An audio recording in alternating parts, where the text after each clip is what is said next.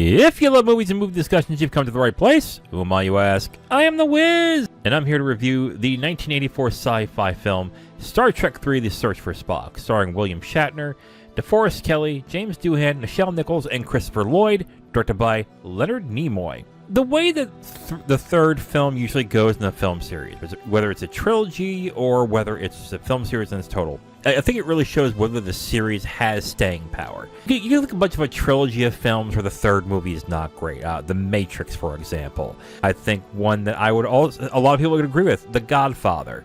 Sometimes when the film series becomes a trilogy and gets that third film, things start to go downhill because the formula is not going to withstand. It's not going to be as good. There's also third movies in a film series where they're actually really good. I think a lot of people would say the Lord of the Rings films were one of them. I would also say Indiana Jones and the Last Crusade. I think it's the best of the Indiana Jones films, but that's debatable for a lot of people. The Good and Bad and the Ugly. And, of course, I think one of the ones that I will always remember as one of the best of the series was Harry Potter and the Prisoner of Azkaban. I think we've gone over it a bunch of times with Prisoner of Azkaban, but the first two films I was very mixed on. And I was all set to just throw away the entire Harry Potter film series. I'm like, okay, this is not going to be for me. Then I saw the third one. I was like, whoa, this is what the series is going to be? Okay. So will that be how I will feel about the Star Trek film series? Let's find out. Let's get into the review of Star Trek III: The Search for Spock, directed by Leonard Nimoy. Before that, let's get into the plot.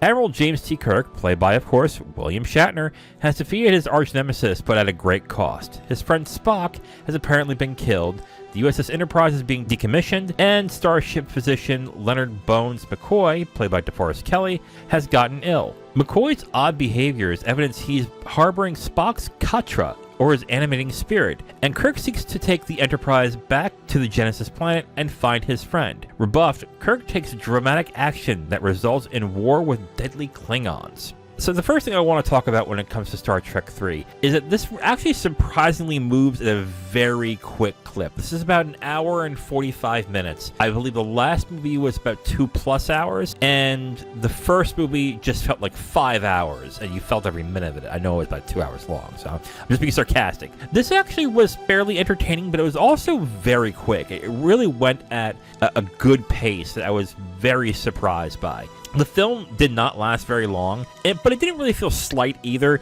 It felt like with the story it was telling, it had the perfect amount of time to do it. What I also will say, I think one of the most interesting things about the film is its focus on Vulcan mysticism. Now, it's not overbearing throughout the entire film, but when they introduce Spock's father and about what is going on with Bones and what Spock did in order to transfer his spirit, I think it's a little more interesting than I was really expecting. And then by the end of what happens and what's going on with Spock, I think was actually the most interesting thing about the film. I don't think the action is as good. I don't think it's as exciting. I will say that the special effects were not as good as the last two films. I will also state the action is not as good either. For the special effects, I think there's only one battle in the entire movie, and it was fine, but they clearly didn't keep that much of a budget for that sequence.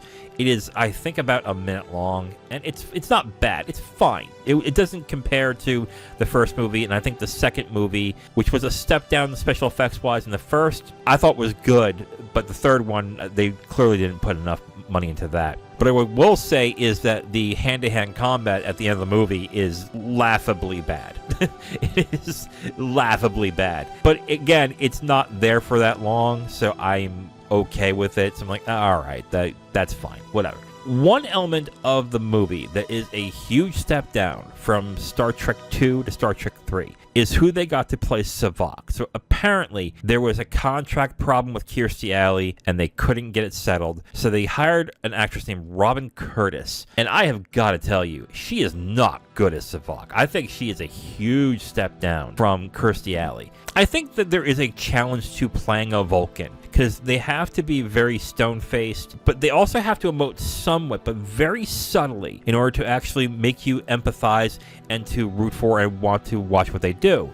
And this poor woman is stone-faced throughout the entire film. And on top of that, she just sounds very matter-of-fact, like just like this, like a robot. I don't know, but this might be the challenge of being a Vulcan, of having to sound unemotional, but not robotic. And I think Kirstie Alley did a very good job in that in the last movie, but Robin Curtis did a very bad job. I watched her, I'm like, oh God, she's...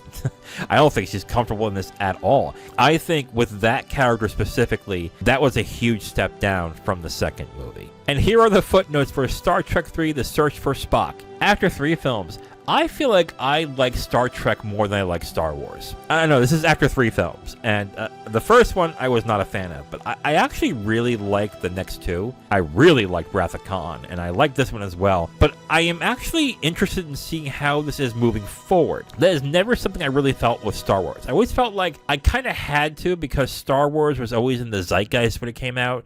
It was always the more popular thing, so I was like, oh, did you see Star Wars? Yeah, I guess I gotta. Okay, fine. So that's what really led me to watch Star Wars, because everyone talked about it. And that's why I watched the first 3 Star Wars 4, 5, and 6 in the theaters when they were re-released in the 90s. I thought they were good. I just never was diehard into them, so I never really got into the later ones or the spin-off series. That being said, I did get into Star Wars: The Knights of the Old Republic. That was a great game. But after watching the 3 Star Trek movies, I definitely am going to plan on watching the original series. I'm definitely going to watch The Next Generation. And I also might check out some of the games, because I actually like the world that is being built here, and I like how everything is. I look at Star Trek really as intellectual militarism. If you like war movies, and you like how they're structured and everything, but you're also kind of a nerdy intellectual, I think I understand now why people like Star Trek, and I'm actually starting to enjoy it. So I'm looking forward to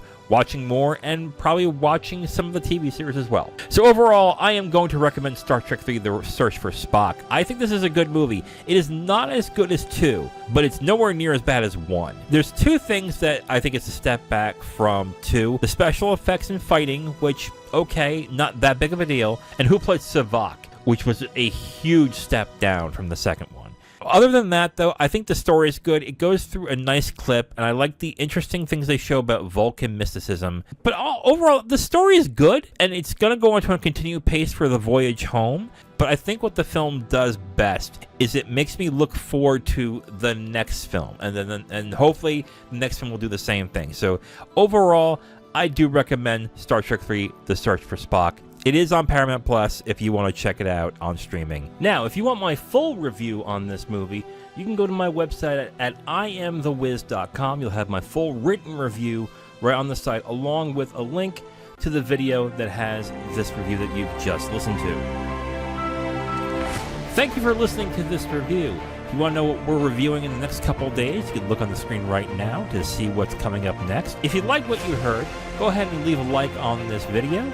If you want to discuss your opinion on the film or the review itself, please leave a comment. And if you want to hear more, subscribe to the channel. Thank you again for listening. I will talk to you next time.